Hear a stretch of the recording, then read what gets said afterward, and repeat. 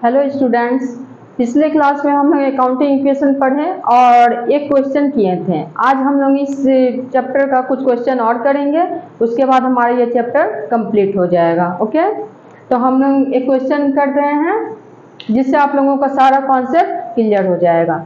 तो ये है हमारा ट्रांजैक्शन, जो क्वेश्चन है, क्वेश्चन को ही हम लोग ट्रांजैक्शन के फॉर्म में लिख लिए हैं। ओके, तो फर्स्ट नंबर ट्रांजैक्शन है started business with cash goods and building. तो इसने बिजनेस कैसे स्टार्ट किया, कॉर्नर ने कैसे बिजनेस स्टार्ट किया? कैश 2,30,000 से, stock 1 lakh and building 2 lakh. तो टोटल कैपिटल इसे कितना हुआ? ये इसका कैपिटल हो गया 5,30,000।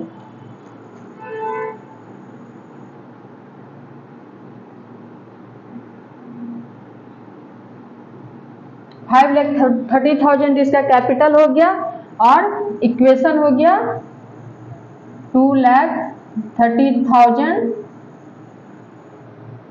Plus 1 lakh plus 2 lakh.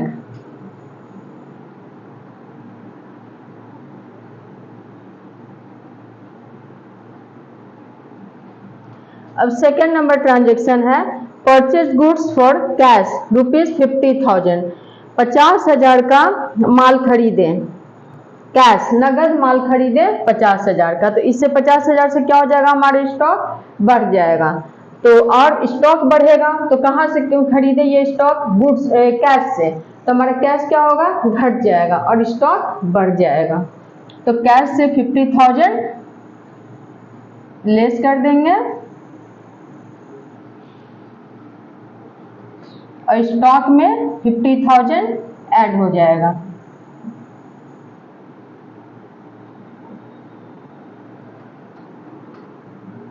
इस पर कोई इफेक्ट नहीं पड़ेगा क्योंकि एसेट्स न बढ़ रहा है न घट रहा है। कैश 50,000 से घटा तो स्टॉक 50,000 से बढ़ गया, इसलिए इसमें कोई भी ना इंक्रीज हो रहा है एसेट्स ना डिक्रीज हो रहा है, इसलिए लायबिलिटी एंड कैपिटल पर भी कोई इफेक्ट नहीं पड़ेगा। तो इसका इक्वेशन हो जाएगा, इसमें लेस कर देंगे 50,000, आ गया 1,80,000। स्टॉक हो गया हमारा कितने का, 1,50,000 और बिल्डिंग 2 लाख।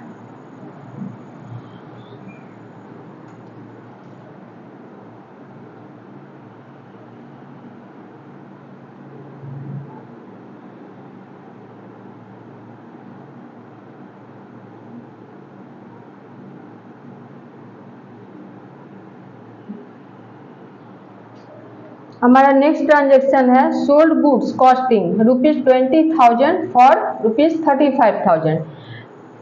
20,000 का सामान बेचे, कितने में? 35,000 में। यानी कि 20,000 का जो मेरा स्टॉक था वो 35,000 में बेचे, तो हमारा प्रॉफिट कितना हुआ? 15,000। 15,000 का हमारा प्रॉफिट हो गया। तो कैश कितना मिला? 35,000। तो इसको हम कैश में ऐड कर देंगे।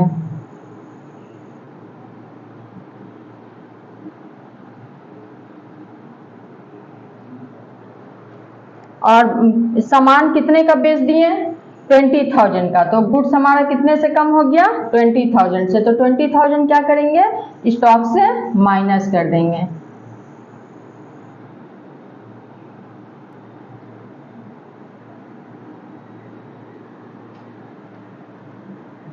प्रॉफिट कैपिटल में ऐड करते हैं। 15,000 का प्रॉफिट हुआ है जिसको कैपिटल में ऐड कर देंगे। 15,000 रुपया कैपिटल में ऐड कर दिए। तो न्यू इक्वेशन क्या हो गया?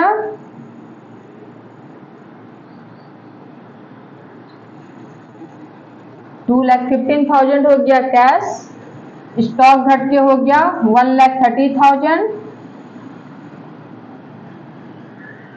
बिल्डिंग 2 लाख रहा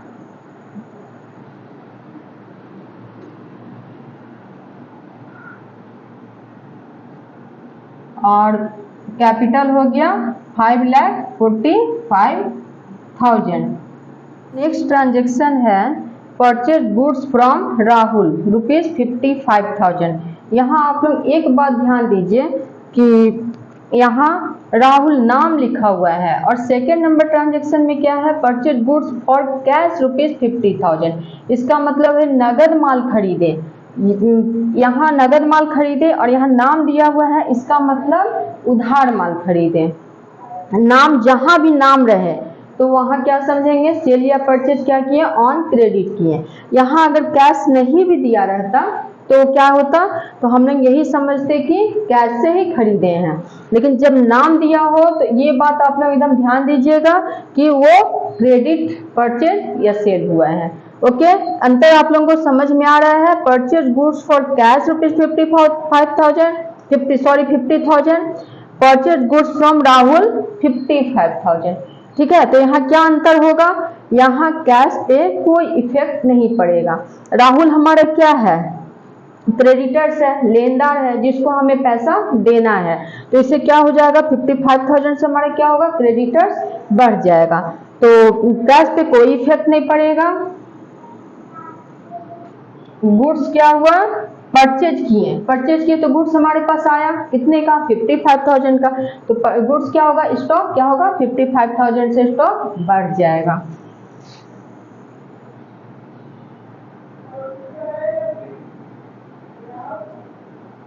हमारा क्रेडिटर्स क्या होगा, 55,000 से बढ़ जाएगा।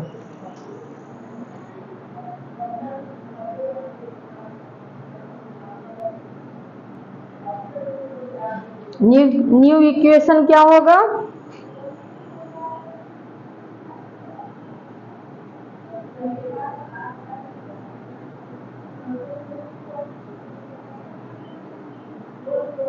स्टॉक बढ़ के 1,85,000 हो जाएगा, बिल्डिंग एज इट इज रहेगा,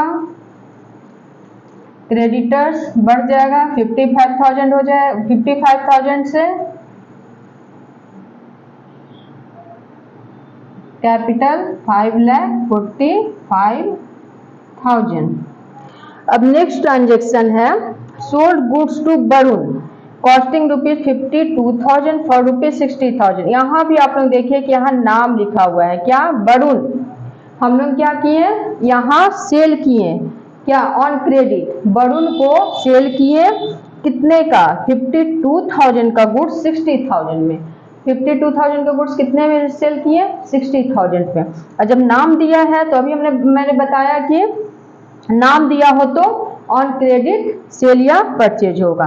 तो यहाँ नाम दिए हुए हैं, यहाँ देख रहे हैं आप लोग थर्ड नंबर ट्रांजेक्शन में देखिए, सोल्ड गुड्स कॉस्टिंग ₹20,000 फॉर ₹35,000। यहाँ नाम नहीं है, इसका मतलब है कैश से हम लोग बेचे हैं, नगद बेचे हैं। ठीक है, तो दोनों में आप लोगों को अंतर समझ में आ रहा है। जब भी नाम हो तो उधार सेल या परचेज होगा। तो यहाँ नाम है वरुण, तो इससे क्या होगा, हमारा सेल किए हैं तो पैसा तो हमें मिलेगा, तो इससे क्या हुआ, डेटर्स बढ़ा, देनदार बढ़ गया। वरुण क्या हुआ, वरुण हमारा डेटर्स है, वो पैसा क्या करेगा, देगा। तो वरुण डेटर्स हुआ, डेटर्स बढ़ जाएगा, वरुण यहाँ क्या करेंगे, लिखेंगे डेटर्स बढ़ गया,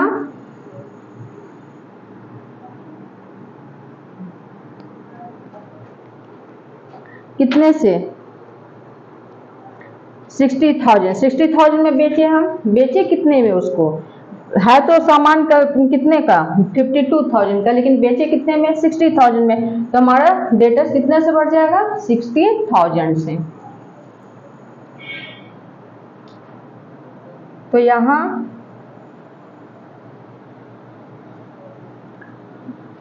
60,000 से डेटर्स ये स्टॉक क्या हुआ, स्टॉक बेच दिए तो स्टॉक कम हो जाएगा ना। जब स्टॉक हम लोग गुड्स बेचते हैं तो कम हो जाता है, तो कम हो गया कितने से, 52,000 से हमारा स्टॉक कम हो गया। जब बेचे तो कम हो गया और जब खरीदे तो ज्यादा हो गया, 52,000 लेस हो जाएगा। यहाँ स्टॉक 52,000 कम हो जाएगा और डेटर्स 52,000 से बढ़ जाएगा, 60,000 से डेटर्स बढ़ जाएगा। प्रॉफिट कितने का हो रहा है, इसमें 52,000 का सामान 60,000 में बेचे हैं, तो प्रॉफिट कितने का हुआ, 8,000 का। तो इस प्रॉफिट को कहाँ लिखेंगे, कैपिटल में लिखेंगे, कैपिटल में ऐड करेंगे 8,000।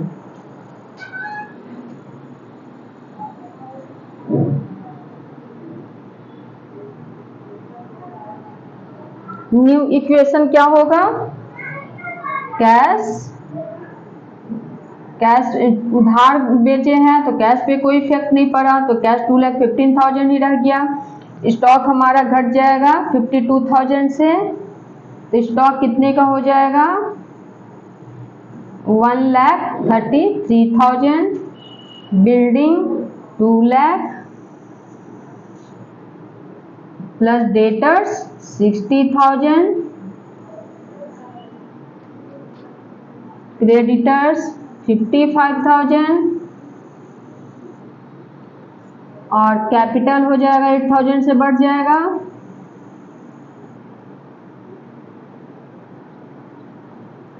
5,53,000 हुआ। ये हमारा न्यू इक्वेशन हुआ। अब नेक्स्ट ट्रांजेक्शन,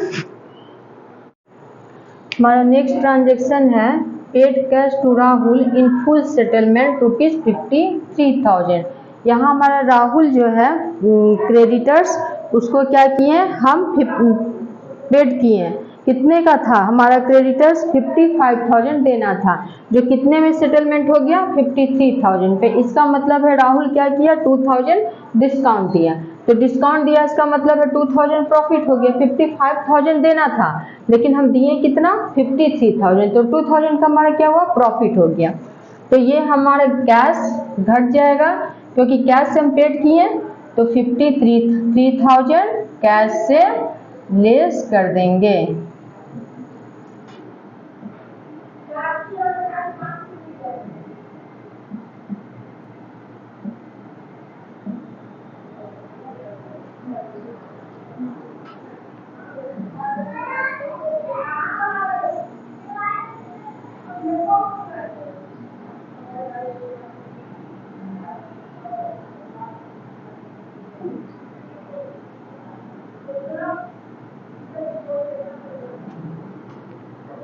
प्रॉफिट कितना हुआ, 2,000 का, जो कैपिटल में ऐड कर देंगे 2,000। तो हमारा न्यू इक्वेशन क्या हो गया,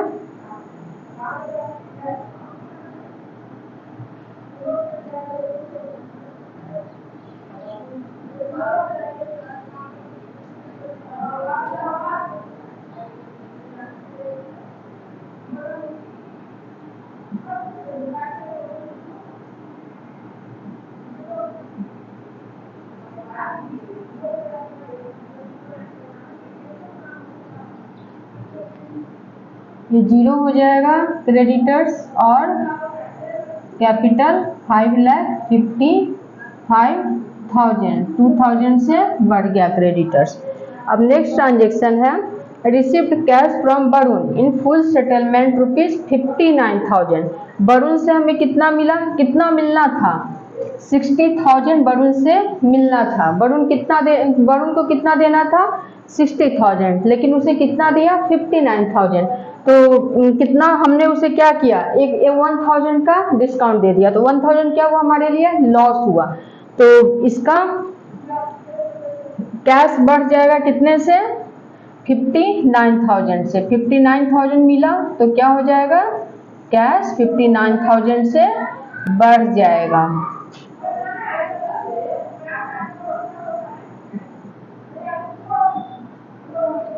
और ये 60,000 से क्या हो जाएगा,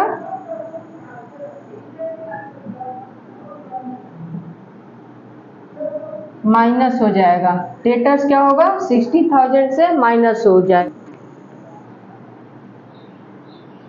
यहाँ 1,000 लेस हो जाएगा क्रेडिटर्स कैपिटल में, 1,000 कैपिटल लेस हो गया क्योंकि लॉस हुआ है, कैपिटल में लॉस हुआ है 1,000 का, तो माइनस कर दिए। अब न्यू इक्वेशन क्या हो जाएगा,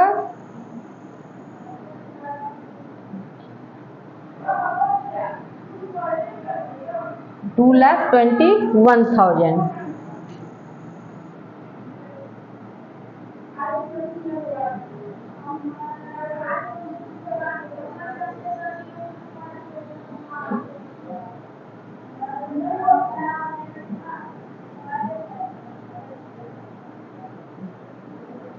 डेटर्स 0 हो गया।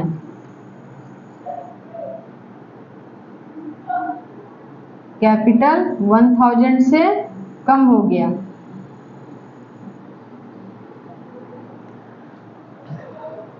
अब है ये हमारा नेक्स्ट ट्रांजेक्शन है रेंट आउटस्टैंडिंग ₹3000।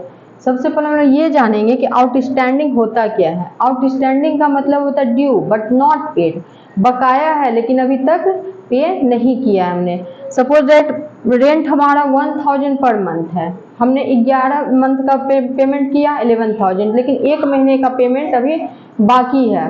लास्ट ईयर मान लिए कि लास्ट ईयर हमने 12 महीने में 11 महीने का पेमेंट किया, 11,000 रुपया दिया, लेकिन वो 1,000 रुपया बाकी है। उस 1,000 रुपये को क्या कहेंगे? Outstanding rent. जो बकाया है, जो पे करना अभी बाकी है, उसको क्या कहेंगे? Outstanding expenses, outstanding salary, outstanding rent, ये जो बचा हुआ है।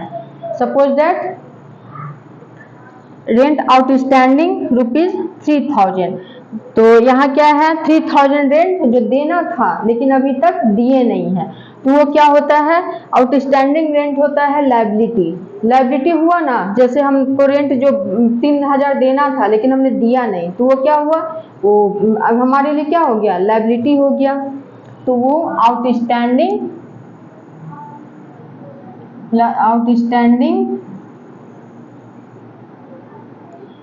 एक्सपेंसेज, आउटस्टैंडिंग एक्सपेंसेज में क्या हो गया? रेंट 3000 से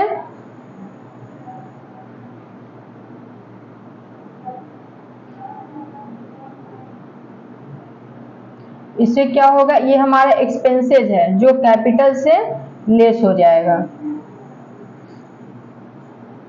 एक्सपेंसेज है तो कैपिटल से लेस हो गया। तो कैपिटल कितना बचा?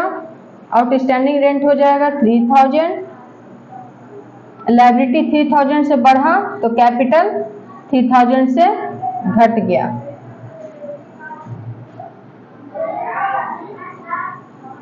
फिर 3000 से लायबिलिटी बढ़ा आउटस्टैंडिंग रेंट के रूप में, तो कैपिटल 3000 से घट गया।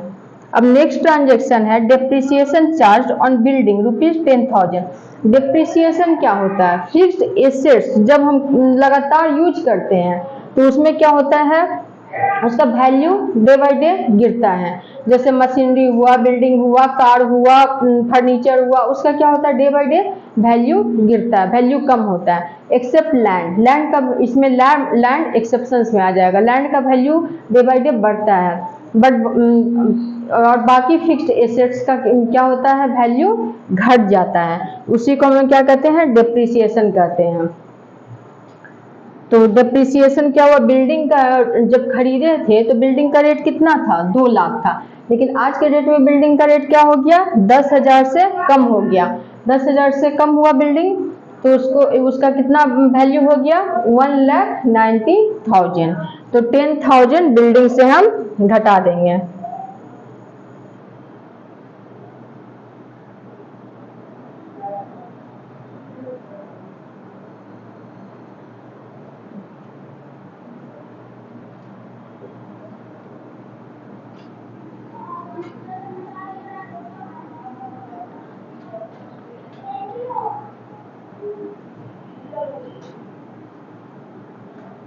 $10,000 बिल्डिंग से लेस कर देंगे।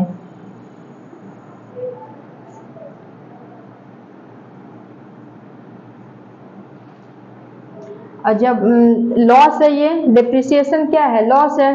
तो 2 लाख का बिल्डिंग कितने का हो गया? 1,90,000 का। तो लॉस है तो क्या होगा? कैपिटल से लेस हो जाएगा।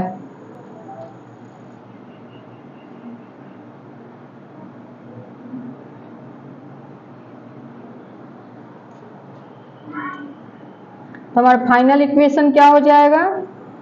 2,21,000 कैश हो जाएगा, 1,33,000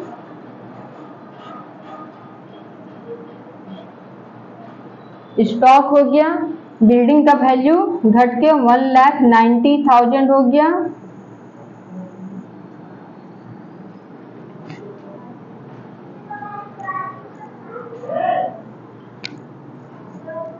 आउटस्टैंडिंग एक्सपेंसेस हो गया 3,000 और कैपिटल हो गया 5,41,000। अब हम लोग इसको चेक करते हैं कि हमारे अकाउंटिंग इक्वेशन सही है या नहीं।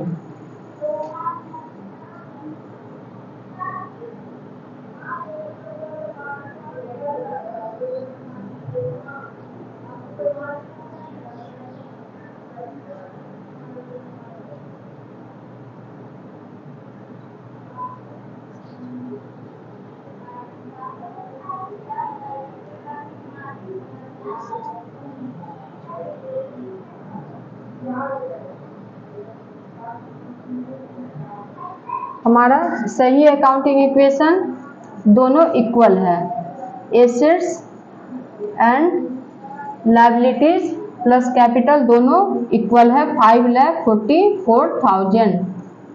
दोनों का टोटल कितना आया 5,44,000। इसका मतलब है हमारा अकाउंटिंग इक्वेशन सही है। आप लोग समझ गए कैसे इसको चेक करेंगे। दोनों इसका टोटल ऐड किए, cash plus stock plus building and creditors plus outstanding expenses plus capital 5,44,000 दोनों का टोटल आ गया। अब हम लोग इस चैप्टर का नेक्स्ट क्वेश्चन करेंगे जो कि फॉर्मूला बेस्ड क्वेश्चन है, फॉर्मूला पे आधारित है। ठीक है, क्वेश्चन नंबर 1 देखते हैं। If the capital of a business is rupees 10 lakh and outside liabilities are 2 lakh, calculate total assets of a business. इसमें क्या है, किसी बिजनेस का कैपिटल कितना है 10 लाख है एंड आउटसाइड लायबिलिटीज कितना है 2 लाख है। टोटल एसेट्स हमें निकालना है। तो पिछले वीडियो में फॉर्मूला में पढ़े थे क्या होता है अकाउंटिंग इक्वेशन का, assets is equal to liabilities plus capital. तो हमें क्या निकालना है, एसेट्स निकालना है। तो assets is equal to liabilities plus capital. Liabilities कितना है 10 लाख, लायबिलिटीज है 10 लाख प्लस कैपिटल 2 लाख। तो हमारा कितना हो गया टोटल एसेट्स 12 लाख।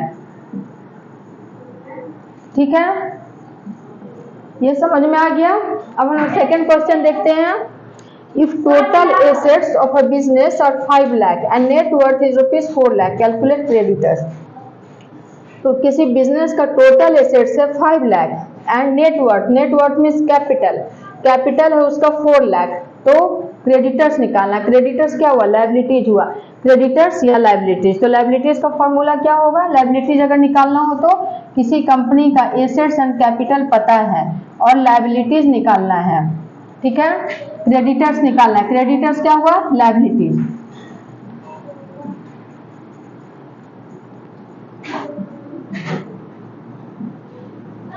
तो लायबिलिटीज का क्या हो जाएगा, assets minus capital, assets minus capital. अब इसको एसेट्स कितना है, एसेट्स है 5 लाख, तो हम एसेट्स 5 लाख लेंगे माइनस कैपिटल कितना हो गया 4 lakh is equal to creditors हमारा कितना हो गया 1 लाख। ठीक है, ये यहां तक आप लोगों को समझ में आ गया। अब हम लोग चलते हैं नेक्स्ट क्वेश्चन की ओर। Question number 3।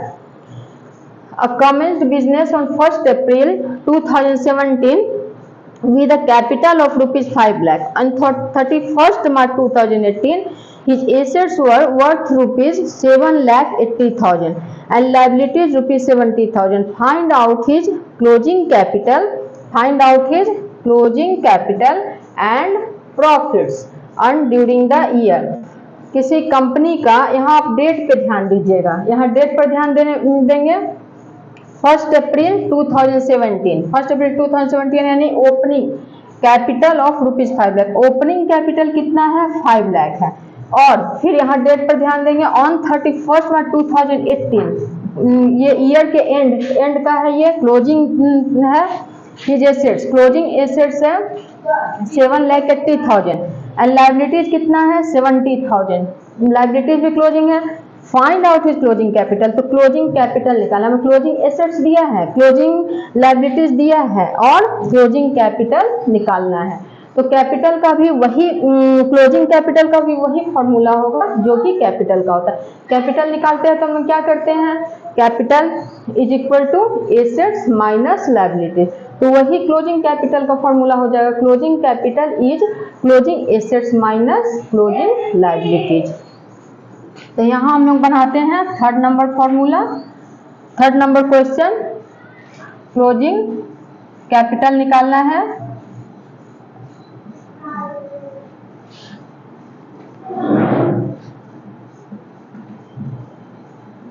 Closing capital is equal to closing assets minus closing liabilities. हम शॉर्ट फॉर्म में लिखे हैं, लेकिन आप लोग शॉर्ट फॉर्म में नहीं लिखेंगे। क्लोजिंग एसेट्स कितना है? 7,80,000 और क्लोजिंग लायबिलिटीज कितना है? 70,000। तो क्लोजिंग कैपिटल कितना हो गया? 7,10,000। 7,10,000 हो गया क्लोजिंग कैपिटल। तो अब हमें क्या करना है? प्रॉफिट्स निकालना है। तो हम कैसे समझेंगे कि ये प्रॉफिट्स का फॉर्मूला क्या होता है? प्रॉफिट इज इक्वल टू, जब हमारा क्लोजिंग कैपिटल ओपनिंग कैपिटल से ज्यादा हो इसका मतलब प्रॉफिट है, और जब ओपनिंग कैपिटल ज्यादा हो और क्लोजिंग कैपिटल कम है इसका मतलब लॉस है। किसी क्वेश्चन में आपको ये भी पूछ सकता है कि प्रॉफिट या लॉस निकालिए जो हुआ है, तो आप कैसे समझेंगे कि प्रॉफिट हुआ या लॉस हुआ है?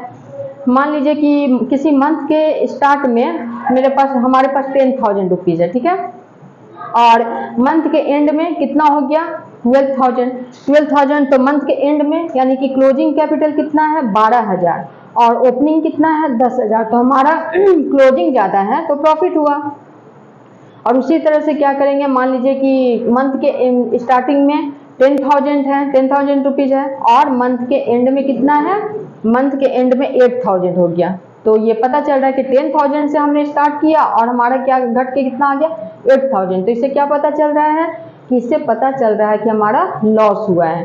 तो हम ये हमेशा याद रखेंगे कि ओपनिंग कैपिटल अगर ज्यादा है तो लॉस क्लोजिंग कैपिटल से, और अगर ओपनिंग कैपिटल क्लोजिंग कैपिटल से कम है तो प्रॉफिट। तो यहाँ क्लोजिंग कैपिटल 7,10,000 है और ओपनिंग कैपिटल कितना है? 5 लाख है। तो हमारा ओपनिंग कैपिटल कितना?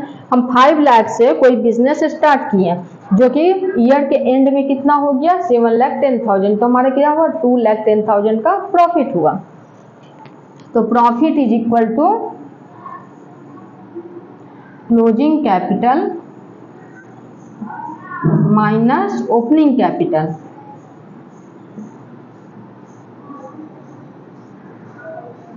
क्लोजिंग कैपिटल कितना है? 7,80,000 और ओपनिंग कैपिटल कितना है? 5 लाख। सॉरी, क्लोजिंग कैपिटल 7,10,000 है। तो प्रॉफिट कितना हुआ? प्रॉफिट हो गया 2,10,000। इसी में अगर हमको लॉस निकालना होता, अगर लॉस रहता तो क्या करते? Opening capital minus closing capital, ठीक है। अगर क्लोजिंग कैपिटल कम रहता तो क्या करते?